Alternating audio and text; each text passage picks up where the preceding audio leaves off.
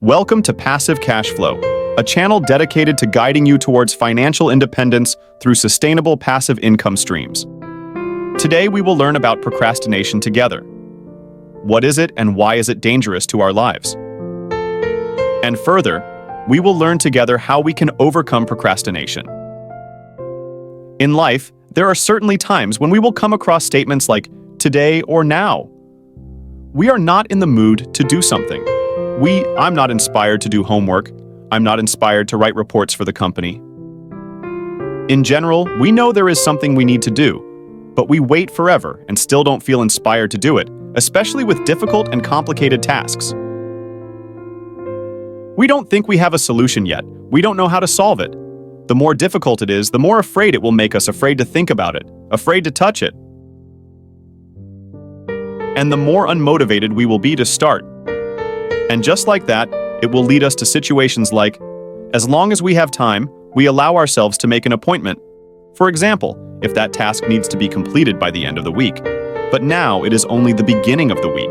We will allow ourselves until the middle of the day. Then in the middle of the week with a few days left, we allow it to be moved to Friday, Saturday, just like that. It just stays there, it hangs over our heads, only until we know that we can no longer go back. Then we can begin. We ask all the time, we sit down at our desks. But even then, sometimes we're still caught up in thoughts like, well, I opened Facebook for a bit. We do it and do it. We come across a certain article. We say, well, let's finish reading this article and then do it. And those situations happen with a very guilty feeling. The error is why I know that these are the things I need to do, but now I'm still sitting here and missing appointments with YouTube or Facebook. But along with that feeling of guilt, and the feeling of thinking about starting to do something, we feel no interest at all, which is a quite common example.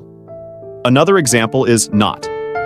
For example, all of us know that if we are good at English, it will be very useful in our work and life. We also know that the only way to be good at anything is to sit down and practice. That means we know very well what we need to do to be more successful. But the problem here is that we cannot find the interest to start doing it. And just like that, it passes from day to day, sometimes for a lifetime. It means that throughout my life, I sometimes fail to achieve the successes that I should have known what I needed to do to achieve. There is a very good saying that I don't remember the verbatim. But the gist of it is that any of us can be successful, and most of us know what we need to do to achieve success. The only difference between two groups of successful and unsuccessful people is that one group can sit down to get started, and the other group just knows what they need to do, but puts it off. Are successful people the ones with special superpowers who are always inspired to start work? First, I must say that I do not dare to claim that I am a person with any special success. But at least I have achieved certain results, and from there I can confirm with you that I am no different from everyone else. I also like to rest and relax, not someone with some superhuman ability that just wants to sit down and work from morning to night. So why can I work day and night? What is my secret to being able to overcome the feeling of fatigue when faced with difficulties and overly complicated tasks? All thanks to a very simple conclusion. The conclusion is very simple, but it took me a long time to realize this conclusion. It comes from a very basic misunderstanding that each of us encounters. It is the saying that I mentioned at the beginning of today's talk. When we grow up, we are too familiar with the saying that we don't have the inspiration to do something. We hear so much that we gradually form a default conclusion that we must be inspired to do something.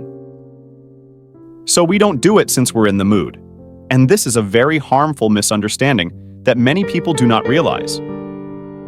Because actually, the excitement and motivation only come after we start doing something. Let it not attack first like we think. Therefore, if we keep waiting for motivation to appear before doing anything, we will forever be unable to do anything. This is an extremely important truth that many of us misunderstand, including myself.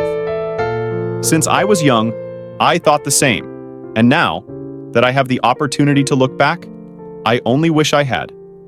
Someone said this earlier. You notice, in this paragraph, I use the words, "this is a truth." meaning it is the way our body operates. As for whether we want it or not, our body doesn't care, it will still operate in its own way. That means motivation only comes after we start doing something. Specifically, if we wait until we are inspired to do something, we will unintentionally be pushed into a loop that I call the negative loop, in which if we don't feel inspired, we won't do it. Then if you don't do it, you won't be interested, but it will continue like that forever. In the end, we can't do anything at all. The truth I just said is that our bodies operate in the opposite direction.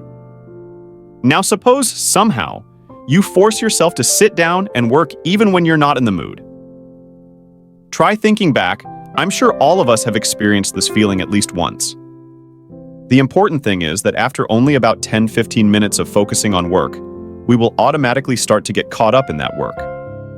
When we pay attention to thinking, the problems we start with gradually have a solution or improvement. If it has no decisive guidance, it will lead us to other solutions.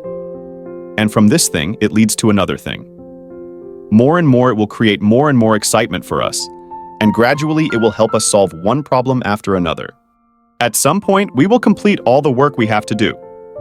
Looking back at all the pictures, we see that as long as we sit down to start doing something, it will slowly drag us into a reverse loop, temporarily called positive loop.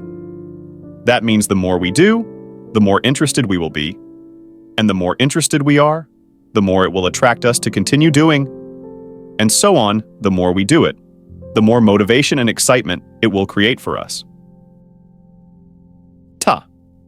What is the key point for us to get out of that negative room and enter that positive cycle? That was the initial 5 or 10 minutes. This is the moment when our bodies are held back because we don't have any interest in doing anything. And if we can somehow force ourselves to sit down and work, get through these times, then everything will be very easy after that. At that time, we have started to get carried away, and we will feel very excited to continue doing that thing. Even when we have been carried away, it will be very difficult for us to want to stop. Difficult. The proof is that many times we are doing something. If someone tells us to stop and is going to eat or do something else, we will feel very uncomfortable. At that time, we just want to continue to finish what we are doing. That means we just want to continue that positive cycle. So, the difficulty here is not the difficulty of the work, but the most difficult thing is the beginning, and that's it. Somehow we have to force ourselves to sit down and get to work. The next important question is, so how can I force myself to get through those 5 to 10 minutes? And the answer is also the question we keep forcing ourselves to sit down, with the belief that we only need to do 5 minutes, 10 minutes or more, ideally, 15 minutes, half an hour or something. And then everything will be much more interesting. Or there is a way like this, which is we fool ourselves with a simple trick. Now suppose the task you need to complete is a very complicated task. Then you should choose a few of the simplest tasks from the pile of tasks you have to do. And watch her fool herself and say, okay, now I just need to finish these few small things. I can take a break, just sit down and work for 5 minutes, 10 minutes. I can rest too. Mainly to trick our bodies into sitting at our desks. And usually, in most cases, after doing this for a while, we will be sucked into that positive loop, and then it will drag us along until we are done. It was a little trick that he could just trick his body into getting through the initial period. For the first 50 minutes, you just start with the same trick. Once you get used to it, you won't need to use those tricks anymore. At that time, you will get into the habit of doing things that you don't feel like doing, but you can still sit down and do them. And then just do a little bit, and we will be inspired. Everything I just shared is also the experience that comes from my own personal development journey after I was young. For a long time, I also struggled very hard with this delay, until I gradually realized that the excitement only comes after we sit down and start working. If you wait for inspiration to do something, it will rarely come. It will be there, not nothing. But it is much rarer than the opposite schools. Then, after realizing that simple key, I started using some of the same tricks I just shared with you to fool myself. And until today, I no longer have to use those procedures. Now I know that if I just sit down and start working, after a while, those things will make me excited, and that will last my whole day.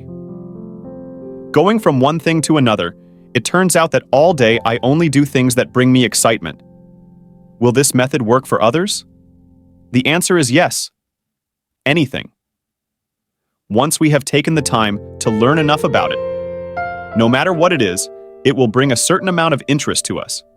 To be honest, I personally have a lot of things I don't like to do, but I still have to do them. And I can confirm that as long as we give it a certain amount of focus and attention, it will definitely be enough to create excitement for us. It was a small experience. Although it seems simple at first, it has helped my life a lot.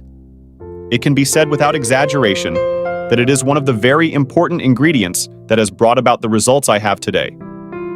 I hope this experience will help you overcome procrastination. And from there, she can find the motivation for the things she needs to do. Then further, it will help you come up with ways to succeed and the goals you want to achieve.